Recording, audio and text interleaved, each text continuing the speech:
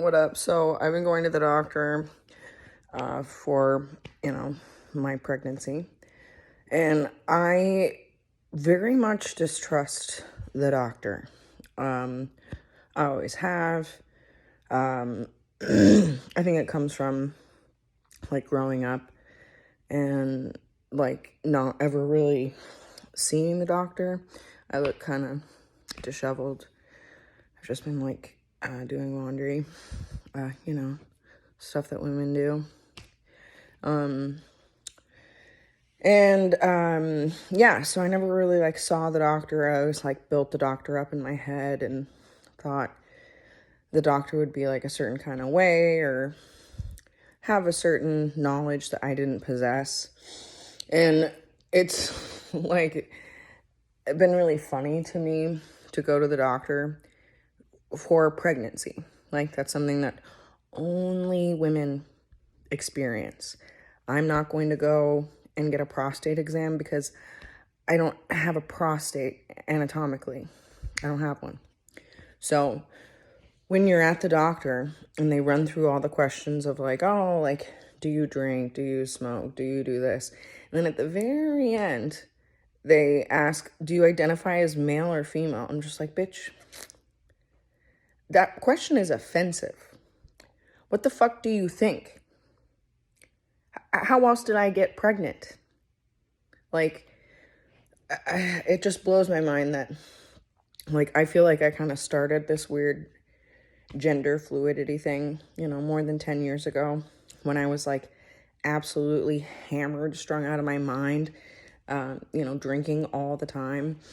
And to see that people that, perhaps aren't drunk all the time,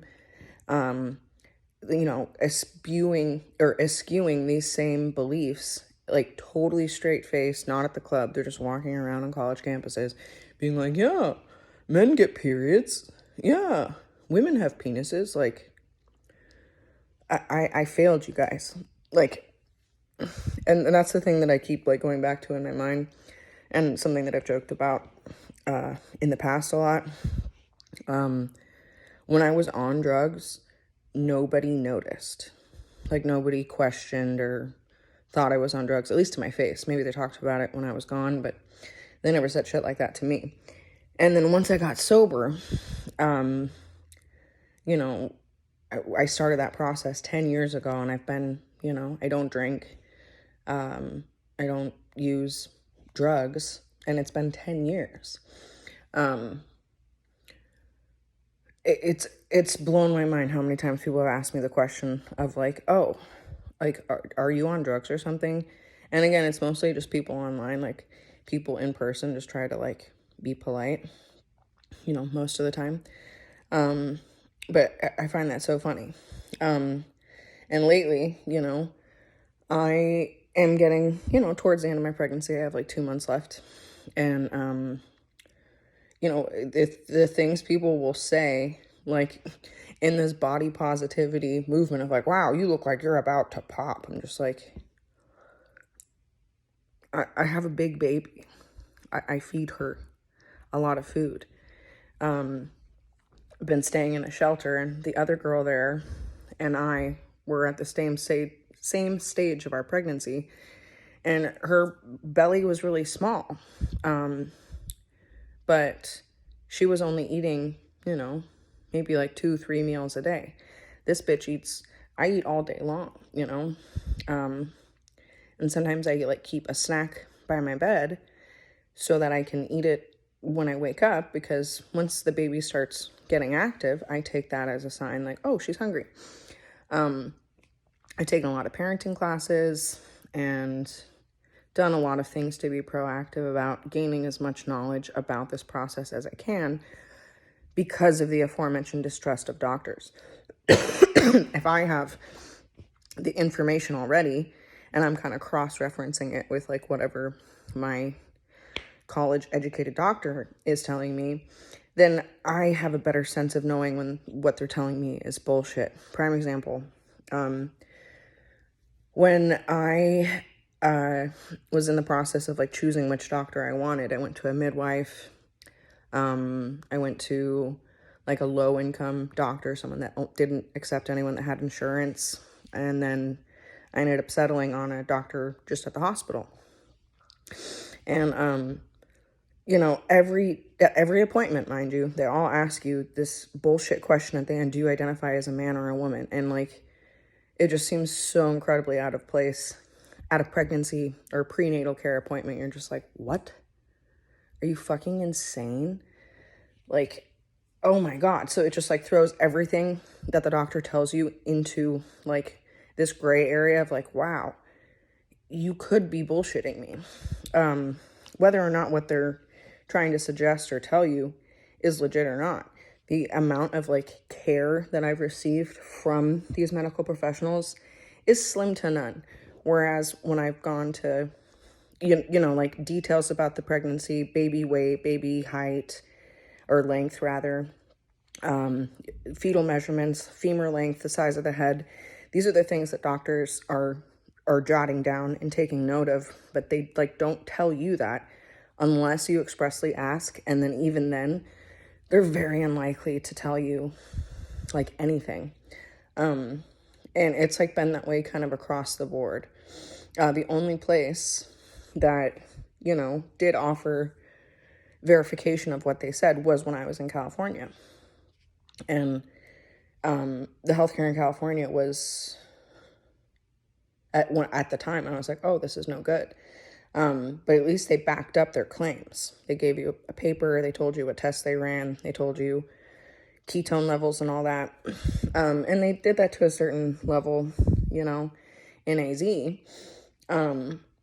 But at the same time, like when I'm at the doctor, they tried to tell me that like I had hepatitis B, didn't show the test, didn't tell me, you know, how they determined that. They just kind of expected me to start going to, you know, this specialist, which ultimately I would be paying out of pocket for.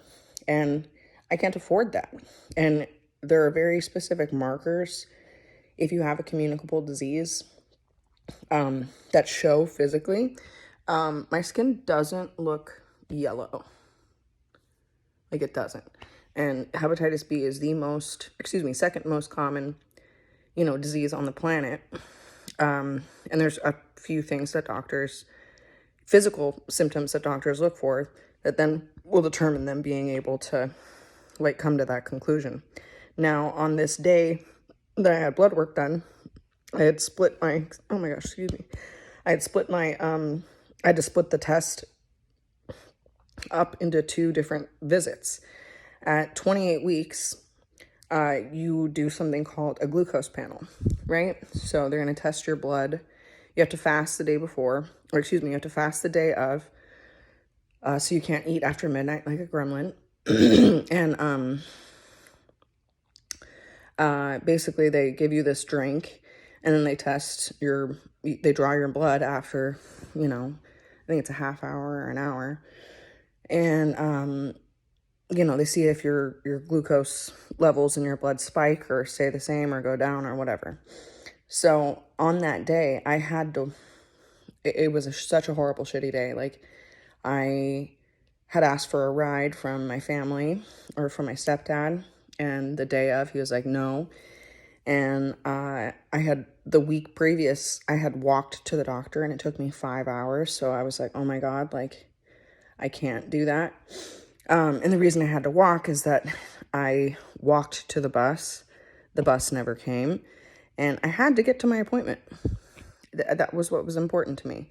And I had no money because I had been sending my money to Devin or a scammer or whoever. Point being, I didn't have money to like pay for an Uber or Lyft. And there are not Ubers or Lyfts in Sedona. Like, it's just not a thing. At least for me. I lots of tourists mentioned how they would get Ubers and Lyfts just fine. But I'm a local. So I think I'm a very low priority.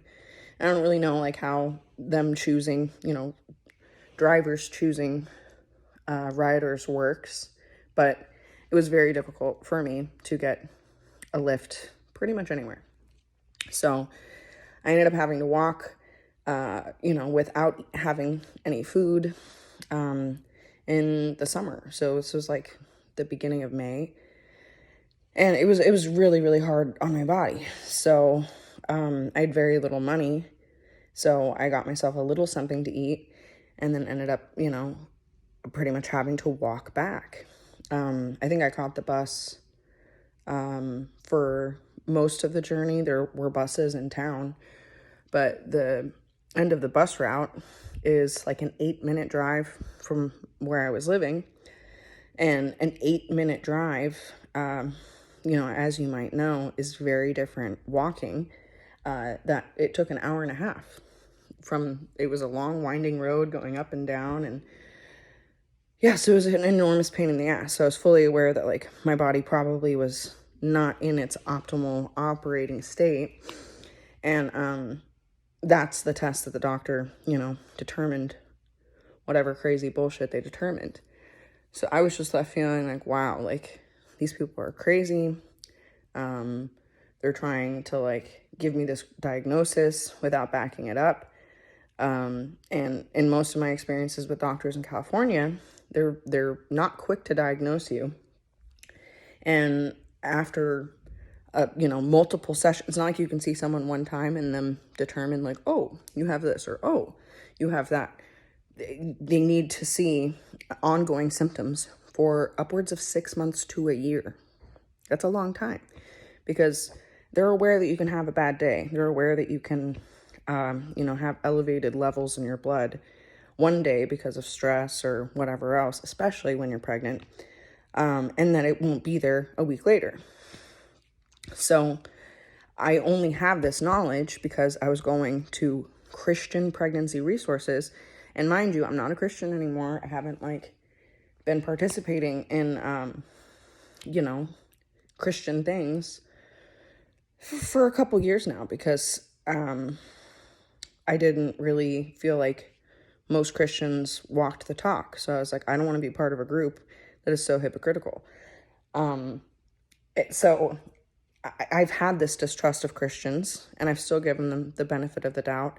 I didn't just go to this pregnancy resource center once and then write them off. I went over and over again. And if someone was weird to me there, like I'm just the kind of a person that I'll give someone many, many chances because I have been given many, many chances. And I think it's only fair to give other people that same opportunity because other people will have bad days too. Other people will say weird things the first time they meet because they're uncomfortable as well. That old adage, first impressions are everything is kind of bullshit because I don't really know what's going on in someone else's world and they don't really know what's going on in mine. And it doesn't really matter. Like, move on, give them another chance and see how they act. And most of the time they'll be like, oh, I think I was being a little harsh. Or, oh, maybe I was this. Like, you just don't know what you don't know. So, yeah, like I've been watching these weird videos of kids in college that just are so flimsy. They don't have any opinion either way. They're so afraid of offending someone. And it just drives me crazy. It's the same thing as people saying it's okay for girls to identify as they or to use a boy's name. I'm just like, what? Being a girl is really hard. Nobody really tells you how hard it is. Boys assume it's easier for girls. Girls assume it's easier for boys. That's just life. If you have curly hair, you want straight hair. If you have straight hair, you want curly hair. That's just how it is. When I was a kid, I always wanted glasses because I didn't have glasses. And the kids that wore glasses were like, oh, I wish I didn't need them. Do you get what I'm saying? People always want what they don't have. They assume grass is greener on the other side because they just don't love or appreciate themselves. And I understand that. Oh, I get out of breath so easily. So yeah, I guess the point of what I'm trying to say is that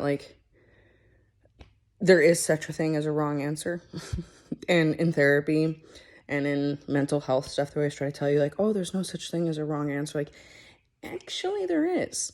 And that's okay. When I first realized that there was something wrong with me, when I would go to therapists and they'd be like, oh, there's nothing wrong with you. And I'm like, look, I don't need you to gaslight me. I do that enough to myself. I know that I act differently than other people do. And I want to remedy that. I want to be normal. I want to understand like what happened to me. Because when you have repressed memories, it's like parts of your own mind are closed off. You can't access them. Can you imagine how annoying and painful that would be?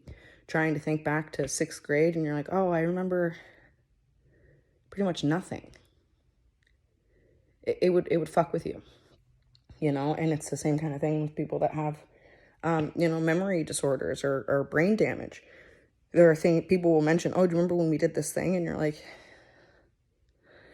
no, I actually don't. And that's not normal. You see what I'm saying? Like, most people are able to have recollections and say, oh yeah, we did this and we went here and we did that.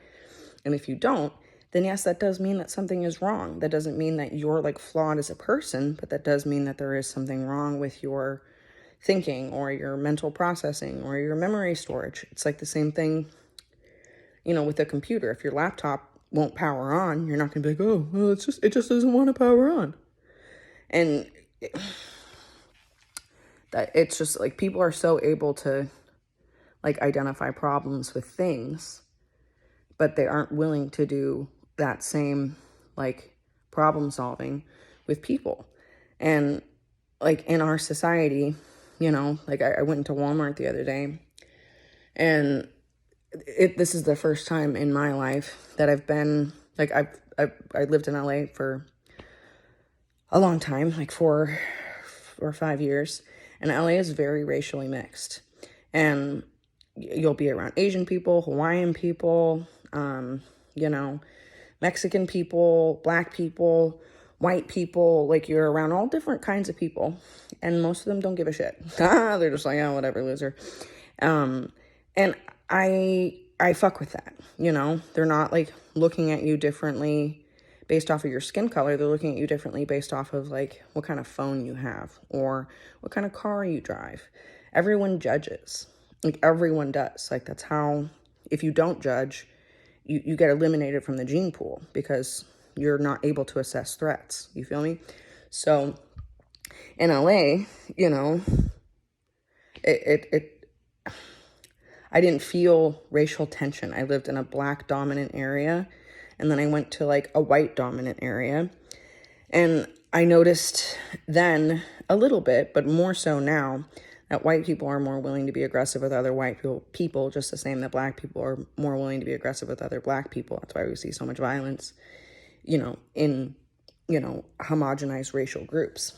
But at this point in my life where I am currently, this is the first time that I've noticed just like open hostility from single Black women with their children. Their children don't exhibit this hostility, but the mothers do, because they look at you and they're like, oh, you're white. You have this privilege. You have this, you have that. It's like, anything I have is because I worked really hard to get it.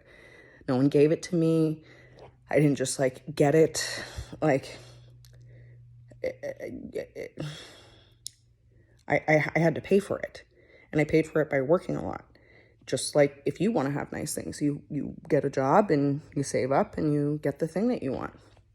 It's not that complicated. The government isn't supposed to provide that for you. Your husband isn't supposed to provide that for you. Like, ultimately, you are guiding the ship. So you have to know what direction you're wanting to go, or you're not going to go anywhere. And it's just been very unusual for me to like notice that some Black women in particular have like this open hostility towards white women. They don't feel that way towards white men as much, but they definitely look at white women, askance.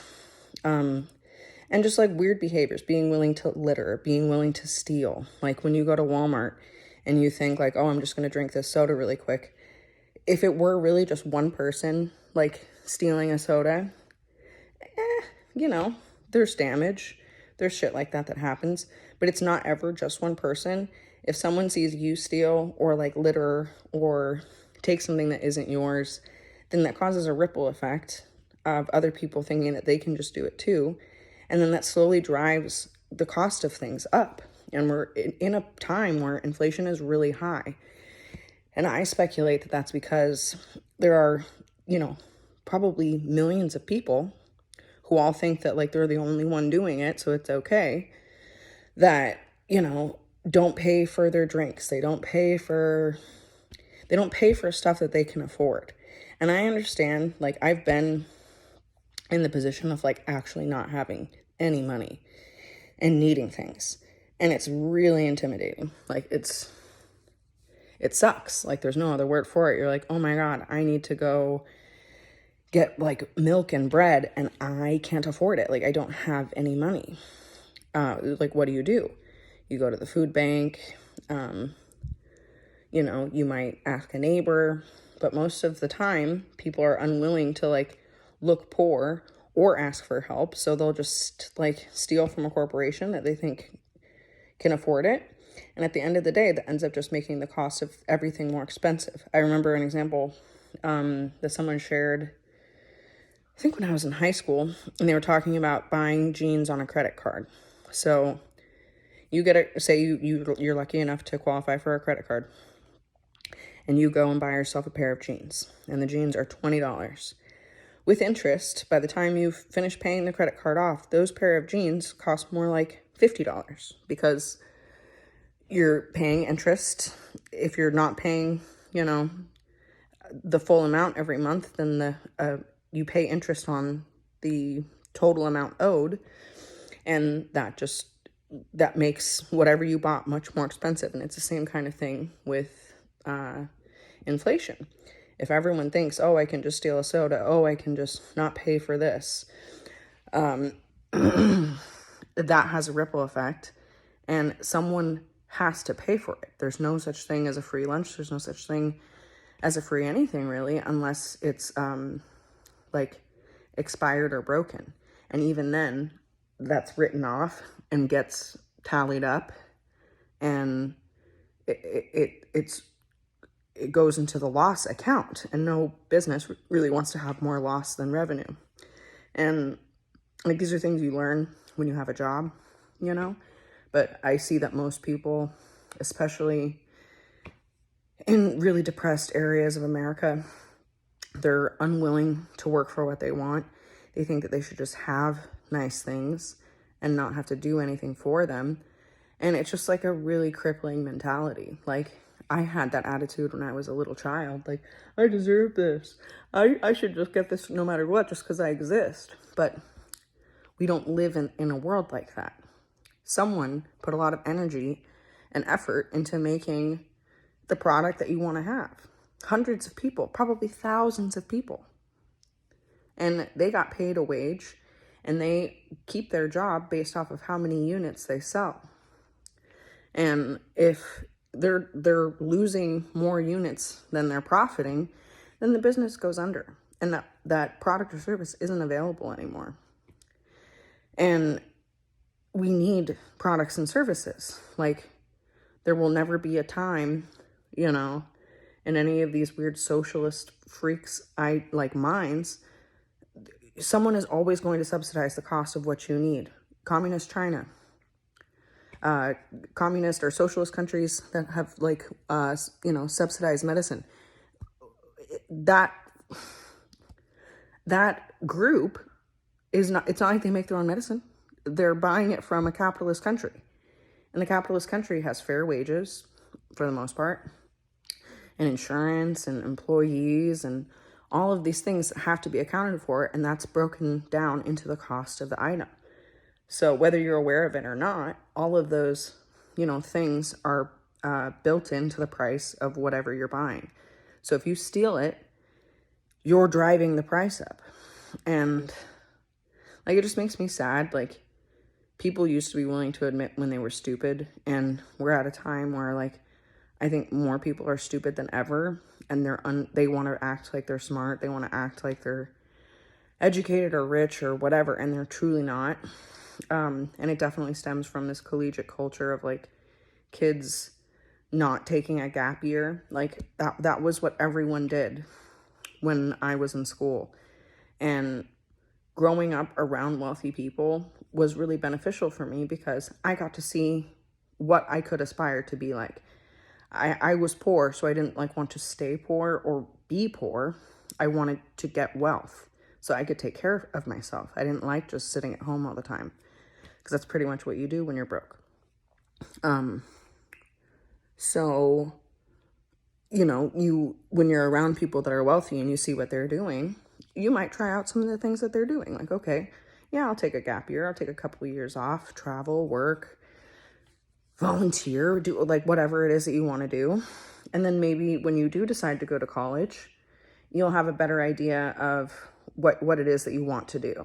And I think most kids just jump into whatever career or field that is going to net them a profit, and they don't really care about what it is they're studying. They're not actual students. They're just consumers. And so the result is just like really vapid, stupid people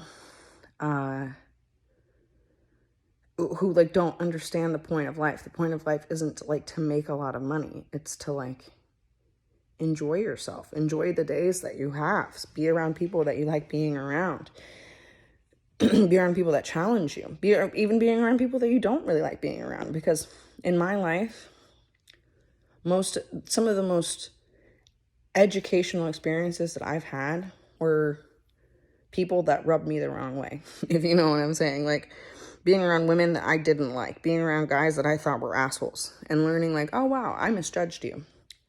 You actually have a lot of value, and I'm just intimidated by you. Or you live your life a certain way, and I don't know about that. So that makes me feel envious or a certain kind of way or whatever. So I don't know, like it's just, you're not always going to be validated. You're not always going to be like welcomed. Not every place is going to be a safe space, and that's okay. Like you're an adult, you want to be in safe spaces when you're a child, but when you're an adult, you don't like have that same luxury. You are supposed to be able to handle challenging situations and rise to the occasion. And I see more often than not that most adults are not able to do that. They just try to control other people and take the easy way out. And it just results in people being like, I don't know, just like really stupid.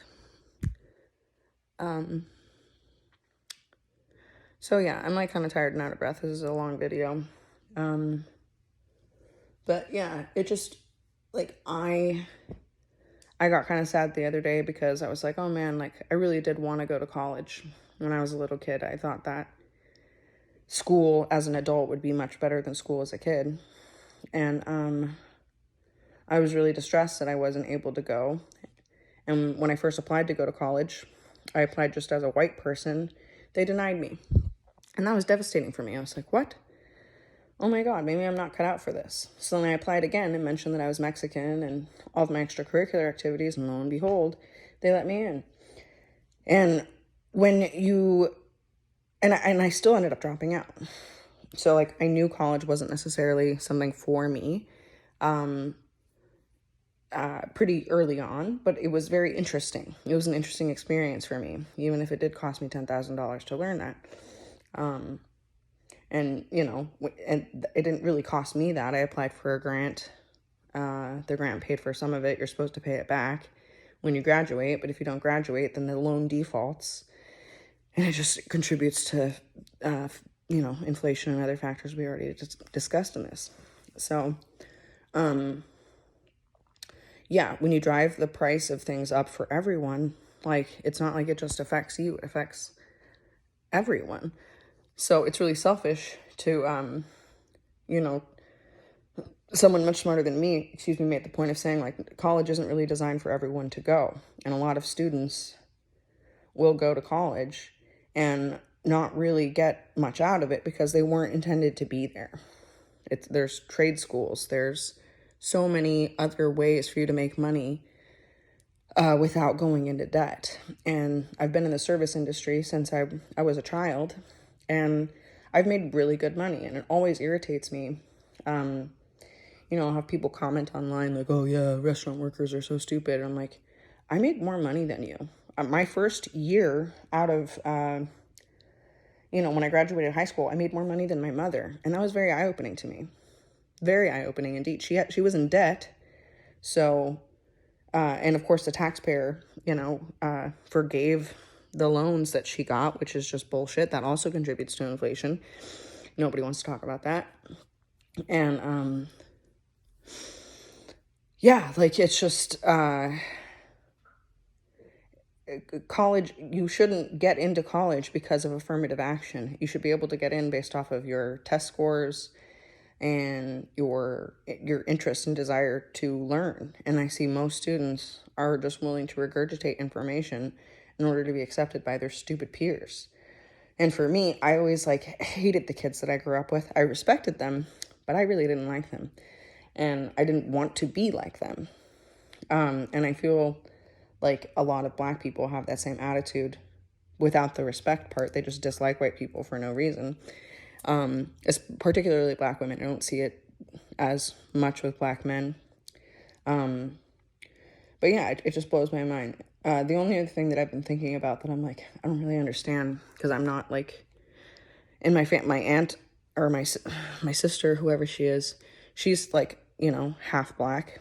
And my grandpa is like mulatto. So his father was Black. So like I'm a little bit Black, but not really. Anyway, point of the story is, like, I've noticed like most Black women will braid their hair and then they'll lose their hair. And then they somehow are like, oh no, I'm not losing my hair because the braids are too tight. I'm losing my hair because of this or that. Like, anytime I braid my hair, like, it always pulls. Like, you always like end up losing, you start losing hair up here at your hairline. And then I see like weird, pictures of girls where their hairline is like, there's no hair there. It's just like all skin. And I'm like, oh my God, how are you not connecting that? It's because you like are braiding your hair too tight.